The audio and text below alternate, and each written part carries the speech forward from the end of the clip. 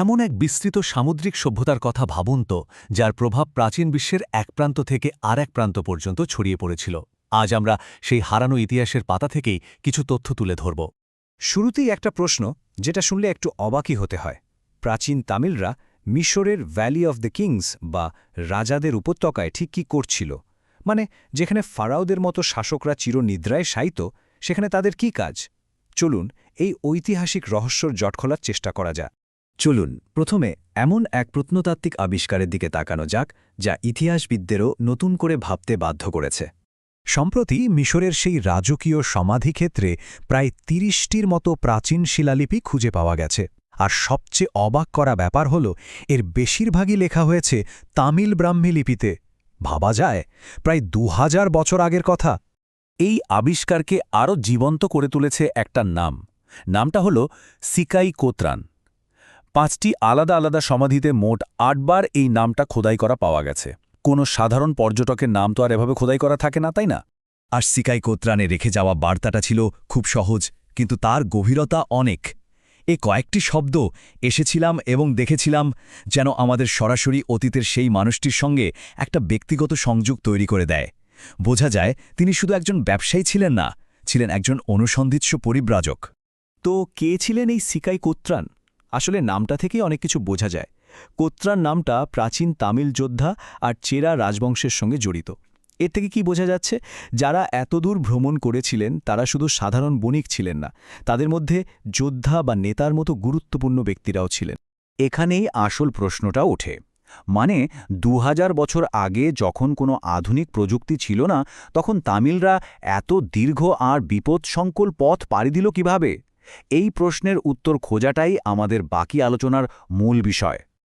আচ্ছা, তাহলে একটু গভীরে যাওয়া যাক। এই অবিশ্বাস্য যাত্রার পেছনে কোন সামাজিক এবং অর্থনৈতিক ভিত্তি কাজ করেছিল? সেটা বুঝতে হলে আমাদের তাকাতে হবে তাদের সমাজের দিকে। দেখুন, গবেষকরা বলছেন এত বড় একটা নেটওয়ার্ক এমনি এমনি গড়ে ওঠেনি। এর পেছনে কয়েকটা মূল কারণ ছিল। প্রথমত, তাদের একটা সাধারণ ভাষা আর লিপি ছিল, যা দূর দূরান্তে যোগাযোগের কাজটা অনেক সহজ করে দিয়েছিল।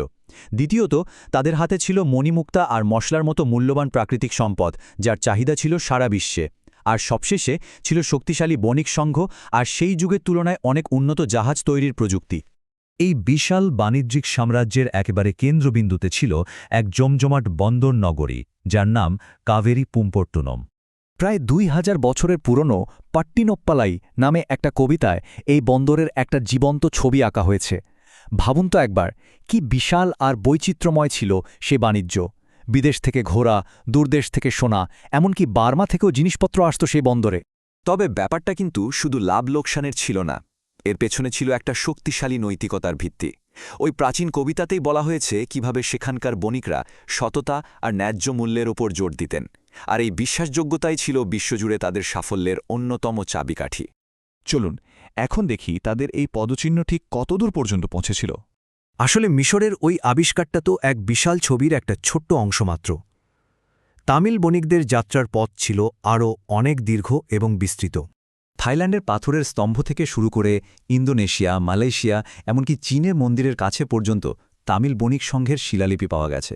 এটা পরিষ্কারভাবে দেখাচ্ছে যে তাদের বাণিজ্যিক নেটওয়ার্ক কতটা সুসংগঠিত আর সুদূর প্রসারী ছিল।